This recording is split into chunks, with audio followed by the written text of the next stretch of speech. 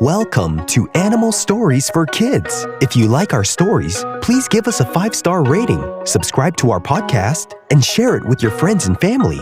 If you're listening on Spotify, you can support the podcast through listener support. Plus, check out exclusive show-related content and join the community at patreon.com/Animal Stories for Kids. And now, it's time for our story.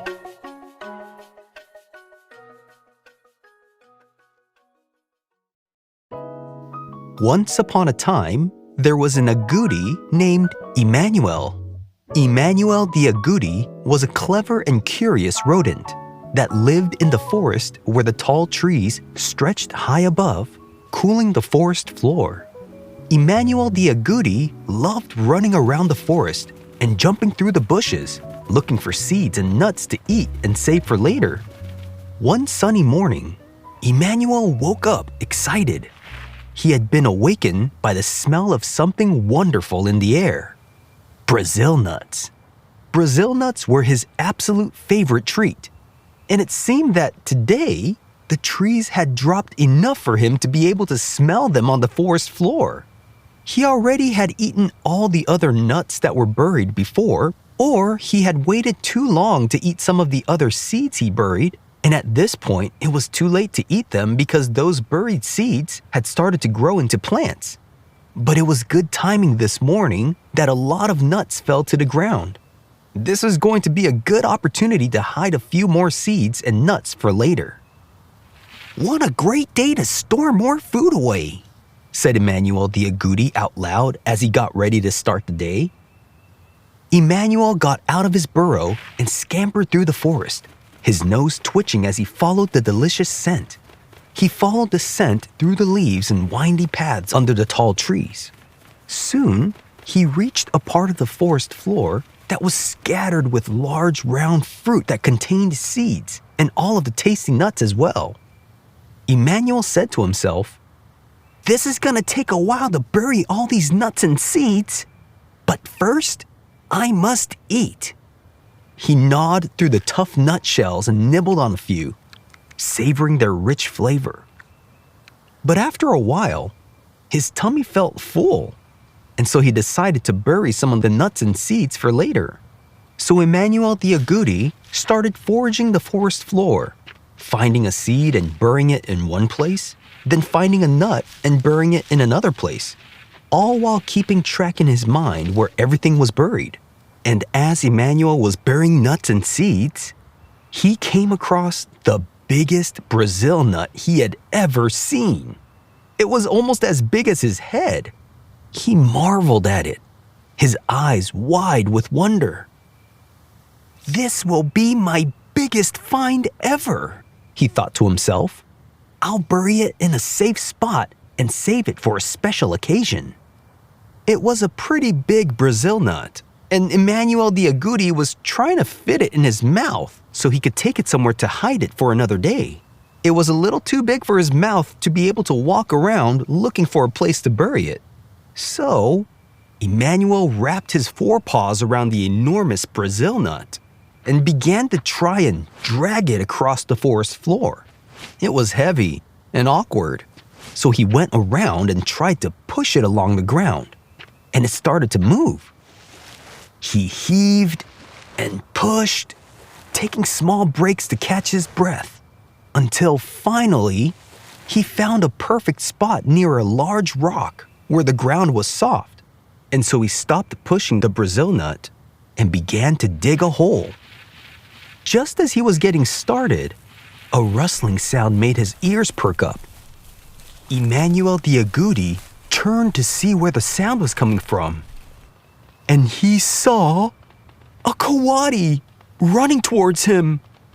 Coatis love nuts too, and this one had its eye on Emmanuel's special gigantic Brazil nut. But coatis also eat rodents, and so Emmanuel knew that he had to think of a quick way to get the coati to leave the area. The coati sniffed the air and said, "Hoo, hi, ha, hooey. I smell a tasty agouti." Emmanuel saw the coati and wondered what to do. The coati got closer, and Emmanuel knew he had to act fast. So he quickly darted away from his digging spot, hoping to lead the coati away from his gigantic Brazil nut. "I'm over here," said Emmanuel to the coati as he scampered away. Then the coati saw Emmanuel the agouti. Its mouth started to water, anticipating a delicious meal, and it started running after Emmanuel. Then the coati said, "Hoo-hee-ho, hummock. I'm gonna put this agouti in my stomach." And it started running after Emmanuel. And so, the chase was on. As they were running through the forest, the coati said to Emmanuel the agouti, "Hey ha, Heidi hoo. You can run fast, but I'll catch up to you." Emmanuel replied and said, "We'll see about that." Emmanuel the agouti zigzagged through the forest, his little heart pounding. The coati was fast, but Emmanuel was clever.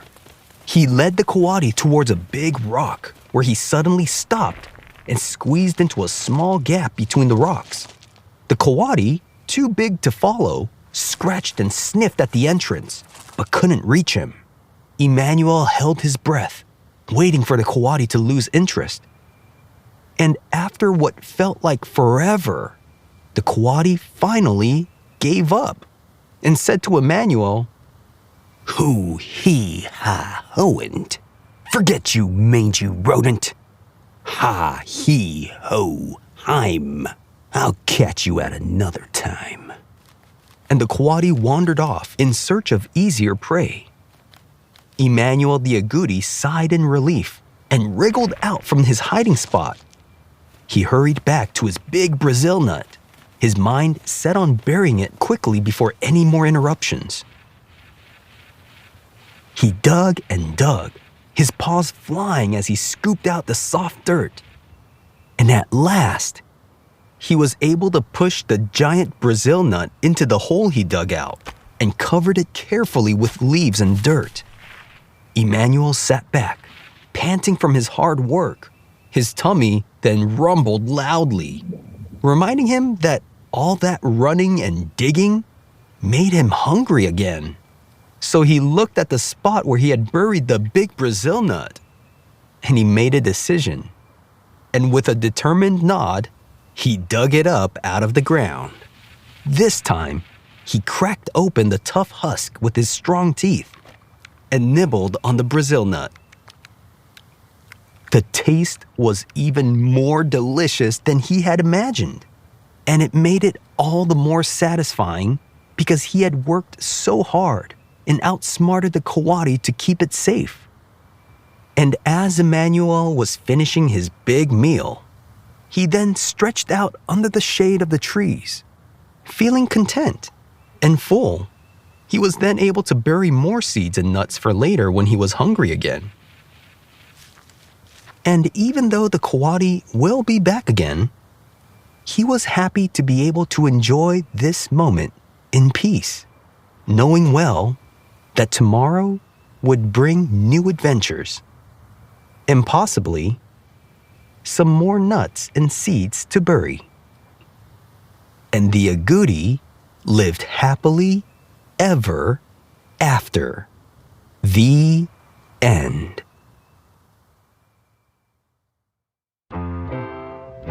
The agouti is any of the rodent species of the genus Dasyprocta, and they are native to Central America and Northern and Central South America. They can weigh from 5 to 13 pounds and can be from 15 to almost 30 inches long. They have short, hairless tails that you could barely see. Agoutis are generally the size of a jackrabbit. They have short, rounded ears, and their head kind of looks like a rat, but they can mostly be confused with capybaras. They do look similar and they are closely related, except agoutis are much smaller on average than capybaras. Agoutis have 3 toes on their hind feet and have 5 toes in their front. The agouti has teeth designed to gnaw on hard things, with a pair of sharp incisors in the front, and they're used to chew through tough nutshells. Their teeth enamel are layered and twisted to make their teeth even stronger, In fact, they're the only animal that can break through a Brazil nut shell. And their teeth keep growing throughout their life, which allows them to keep cracking open nuts to eat while using their molars to grind their food. The agouti has a very shiny and glossy fur, which not only helps them blend into their surroundings, but can also act as a water repellent. And their coarse hair is very oily and smelly.